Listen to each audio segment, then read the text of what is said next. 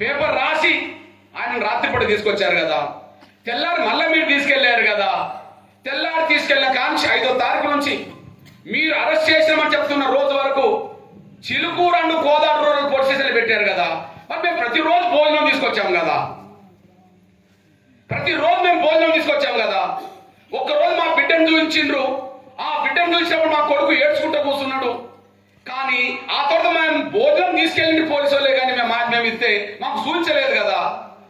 అంటే 4, 5, 6, 7, 8, 9 వరకు కూడా మీరు కోర్టుకు హాజరుపరిచే సమయాన్ని కూడా మీ స్టేషన్లో ఉన్నారనే విషయం తల్లిదండ్రులు బంధువులు చెప్తున్నారు కదా. దీన్ని ఖండించడానికి అవకాశం ఉన్నదా? లేదు. ఒకవేళ బంధువులు వీళ్ళందరూ చెప్పడం తప్పే అని నేను అనుకుంటా. ఒకవేళ బంధువులు చెప్పేది కొడుకు కోసం చెప్పింది అనుకుంటా. ఆ కొడుకు కోసం చేసింది తప్పు, కొడుకు కోసం చేసిందే కనుక కరెక్ట్ కాకపోతే నేను డిమాండ్ చేస్తున్నా, మరి మీ పోలీస్ స్టేషన్లో సీసీ కెమెరాలు ఉన్నాయి కదా, మీ పోలీస్ స్టేషన్లో సీసీ ఫుటేజ్ బయట పెట్టండి. 4వ తారీఖు నుంచి మీ దగ్గర చేసేస్తారు.